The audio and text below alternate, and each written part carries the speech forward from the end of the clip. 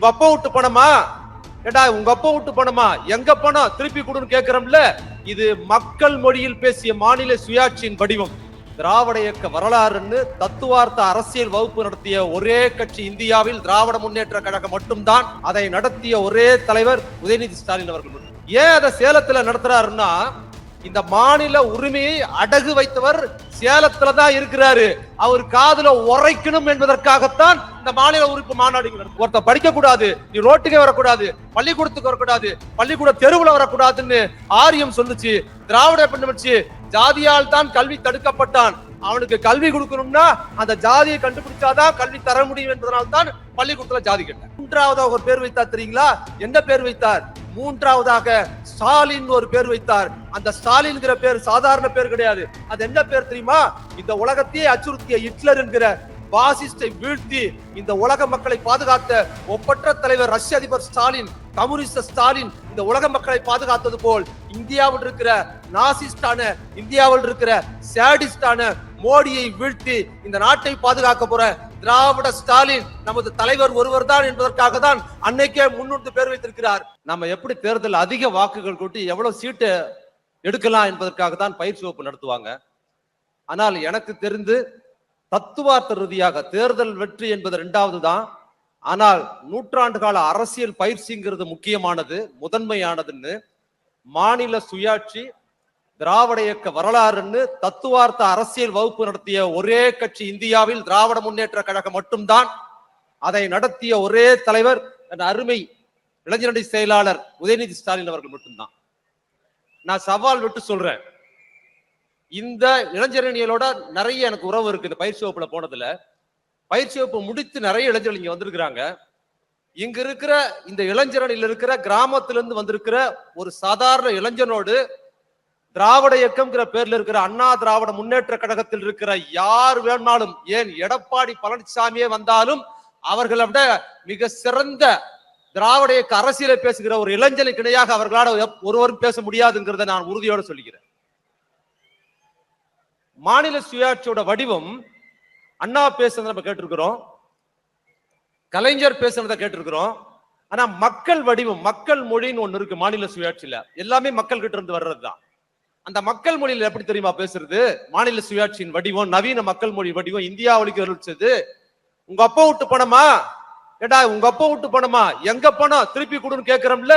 இது மக்கள் மொழியில் பேசிய மாநில சுயாட்சியின் வடிவம். ஏன் நமது இளைஞரணி செயலாளர் இந்த மாநில உரிமை மீட்பு மாநாடை எவ்வளவு ஊர்கள் இருக்குங்க தமிழ்நாட்டுல, ஏன் அதை சேலத்துல நடத்துறாரு? ஏன் அதை சேலத்துல நடத்துறாருன்னா, இந்த மாநில உரிமையை அடகு வைத்தவர் சேலத்துலதான் இருக்கிறாரு. அவர் காதுல உரைக்கணும் என்பதற்காகத்தான் இந்த மாநில உறுப்பு மாநாடு நடத்துறாரு. இங்க ஏராளமான லட்சக்கணக்கான பேர் கூடியிருக்கிறீங்க. பிரமுகர்கள் இருக்கிறாங்க, அறிஞர்கள் இருக்கிறாங்க, எம்பிகள் இருக்கிறாங்க, அமைச்சர்கள் இருக்கிறாங்க. அடுத்த ஆண்டு ஒன்றியத்தில் அமைச்சராக போறவங்க இருக்கிறாங்க.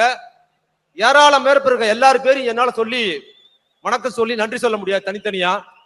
அதனால் அம்மையப்பன் தான் உலகம், உலகம்தான் அம்மையப்பன் என்பது மாதிரி இந்த நிகழ்ச்சியை இப்பவும் பார்த்து கொண்டிருக்கிற அருமை தலைவர் தளபதிக்கு வணக்கம் சொன்னால் அது தமிழ்நாட்டுக்கே வணக்கம் சொன்னது மாதிரி அவர் மூலமாக உங்க எல்லாருக்கும் வணக்கத்தை தெரிவிச்சுக்கிறேன். சமூக நீதி, சமூக நீதி அப்படின்னா நான் டைம் பார்த்துக்கிறேன். சமூக நீதி, சமூக நீதினா என்ன அப்படின்னா, சமூகத்துல சமூக அநீதின்னு ஒண்ணு இருக்கு. சமூக அநீதின்னு இருந்ததுனாலதானே சமூக நீதினு ஒண்ணு பேசுறோம்.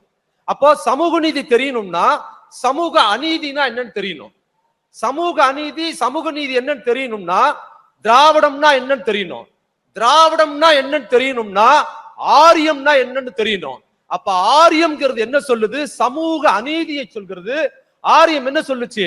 உலகத்தில் எங்கும் இல்லாத ஒரு மோசடி இந்தியாவில் இருக்கிறது என்ன தெரியுங்களா?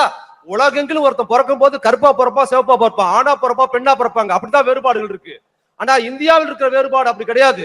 அதனால்தான் இது சாபக்கேடாக இருக்கிற நாடு. இங்கு பிறக்கும் போது ஒருவனுக்கு அவனோடு ஜாதி பிறக்கிறது, அதை அவன் விரும்பினாலும் மாற்றிக்கொள்ள முடியாது. அது மட்டும் இல்ல, அவன் ஜாதியோடு பிறக்கிறான், பிறக்கும் போது உயர்வாக பிறக்கிறான், தாழ்ந்து பிறக்கிறான், அவன் விரும்பினால் அதை மாற்றிக்கொள்ள முடியாது. ஒருத்தன் உயர்ந்தவன் பிறப்புலேயே உயர்ந்தவன், ஒருவன் பிறப்புலேயே தாழ்ந்தவன் அப்படின்னு ஆரியம் சமூக அநீதியை சொல்லுச்சு. திராவிடம் என்ன சொல்லுச்சு? அடே, பிறக்கும் போது எப்படிடா ஒருத்த உயர்வு தாழ்வு பிறப்பான், பிறப்புக்கும் எல்லா உயிர்க்கும் தன் போர்க்கொடியை வள்ளுவர் காலத்தில் உயர்த்திச்சு. தொடர்ந்து வந்தது என்ன பண்ணுது?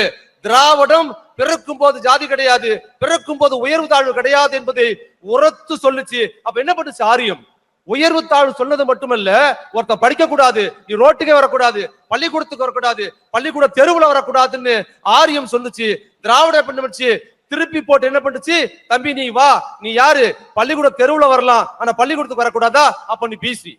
தம்பி நீ வா, நீ யாரு?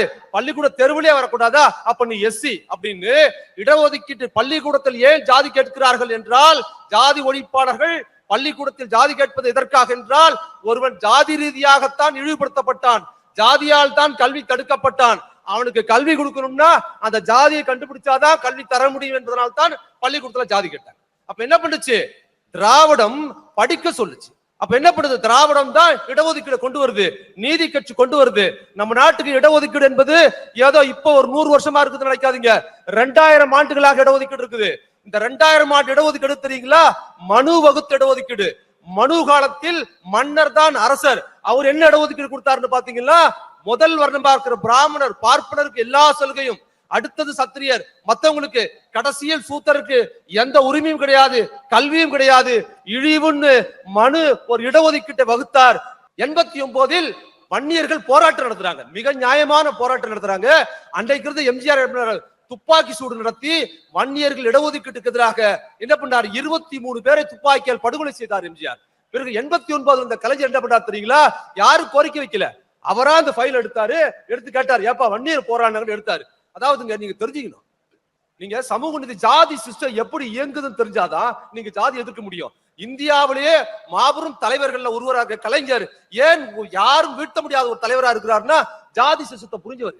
வெள்ளாள வன்னியர் போராட்டத்தை எடுத்தாரு, ஃபைல பார்த்தாரு, பார்த்தா நியாயமான போராட்டம் சொல்லிட்டு, அப்ப வன்னியர் மாதிரி யாரெல்லாம் பின்தங்கி இருக்காரு பட்டியல் எடுக்கிறார். வட மாவட்டங்கள்ல வன்னியர்கள், தென் மாவட்டத்தில் கள்ளர்கள், அப்படியே கிழக்கு முழுக்க பாத்தீங்கன்னா மீனவர்கள். இவங்களோட வாழ்வை பொருளாதாரமும் வாழ்க்கை தரமும் ஒரே மாதிரி இருக்குது. பிசியில சேர்த்தாரு. மீனவர்கள் யாரும் கோரிக்கை கூட வைக்கல, ரொம்ப பின்தங்கி இருந்தாங்க. அதே எம்ஜிஆர் மீனவ நண்பர் ஆட்சியில் மீனவர்கள் துப்பாக்கி சூடு நடத்த எம்ஜிஆர் துப்பாக்கில கொண்டாரு. கலைஞர் வந்து என்ன பண்ணாரு? இடஒதுக்கீடு கொடுத்தாரு. கள்ளர் சமுதாய மக்கள் இடஒதுக்கீடு கொடுத்தாரு. அதை விட அவர் எவ்வளவு நுட்பமானவங்க ஒரு செய்தியை சொல்றேன். கிராமப்புறங்கள்ல வன்னியர் ரொம்ப பின்தங்கி இருக்கிறாங்க. அவங்களே பின்தங்கி இருக்கிறாங்கன்னா, கிராமத்தில் அவர்களுக்கு வேலை செய்யற மக்கள் யாரு? வண்ணார் மற்றும் நாவிதர். அப்போ வன்னியர்கிட்ட சாப்பாடு வாங்கி, வன்னியர்கிட்ட கூலி வாங்கி பாக்குற ஒரு வண்ணார் நாவிதரும் பிசி, வன்னியர் எம்பிசியா? இது சமூக நீதியாக இருக்கிறது, பேலன்ஸ் கிடையாதுன்னு சொல்லி வன்னியர் எம்பிசி என்றால் அவருக்கு கீழ் இருக்கிற வண்ணாரும் நாவிதரும் எம்பிசி தான் என்று குரலற்ற மக்களுக்கு, பேசுவதற்கு வாயற்ற மக்களுக்கு அவர்கள் குரலாக இருந்து அவரையும் போட்டு இடஒதுக்கீடு கொடுத்தாரு பாருங்க. அவரை போன்ற ஒரு மகத்தான தலைவரை நீங்க பார்க்கவே முடியாது. இன்னைக்கு வரைக்கும் வன்னி இடஒதுக்கீட்டுக்கு எடப்பாடியில இருந்து எவ்வளவு கொடுத்து பாக்குறாங்க, எல்லாம் 10 நாள் கூட நிக்க மாட்டேங்குது. அன்னைக்கு தலைவர் கலைஞர் கொடுத்த வன்னி இடஒதுக்கீடு பாத்தீங்களா, சுப்ரீம் கோர்ட் வரைக்கும் போனதுக்கு பிற்பாடு கூட அதை அசைக்க முடியல என்றால், ஆண்டவனே தடுத்தாலும் தலைவர் கலைஞர் கொடுத்த இடஒதுக்கீட்டை யாராலும் அசைக்க முடியாது நிரூபிச்சாரு. அதே போல் தலித் மக்களுக்கு 18% 1% 19 ஆக்குனாரு. உள்ஒதுக்கீடு மேற்கு மாவட்டத்தில் ஆதிக்க ஜாதியாக இருந்த நேரம் கடந்ததுன்னு வந்திருக்குது, முடிச்சிடுறேன். ஆதிக்க ஜாதியாக இருந்த வெள்ளாள கவுண்டருக்கு எப்படி இடஒதுக்கீடு கொடுத்தாரோ, அது போல் ஒடுக்கப்பட்ட சமூகம் இருந்த அருந்ததிய மக்களுக்கு உள்ஒதுக்கீடு கொடுத்தாரு. அதே போல் இஸ்லாமிய மக்களுக்கு இடஒதுக்கீடு கொடுத்தாரு, பெண்களுக்கு இடஒதுக்கீடு கொடுத்தாருன்னு ஒரு ஃபுல் பேக்கேஜ். இந்தியாவில் அவருக்கு இணையானவர் யாரும் கிடையாது. கடைசியா ஒரு செய்தியை சொல்லி முடிகிறேன். சமூக நீதி கலைஞர், அதுக்கப்புறம் பெரியார், இந்த கண்ணோட்டத்தில் நிறைய விஷயத்தை நம்ம தொடர்ந்து பேச முடியும். அதே போல் கலைஞர் வகையில் தளபதி பார்த்த விஷயம் இருக்கு பாத்தீங்களா. 1952 தலைவர் பெரியார் இங்க இருக்கிற பிற்படுத்தப்பட்ட மக்கள், தாழ்த்தப்பட்ட மக்கள் மருத்துவ கல்வியை படிக்க முடியாதுன்னு சொன்ன போது போராட்டம் நடத்தி மருத்துவம் பொறியியல் கல்லூரி படிக்க வைப்பதற்கு 52 பெரியார் ஒரு போராட்டத்தை நடத்தினார். அவருக்கு பின்னால் பெரியாரின் பேரனாராக நம்ம தளபதி 2022 என்ன பண்ணாரு?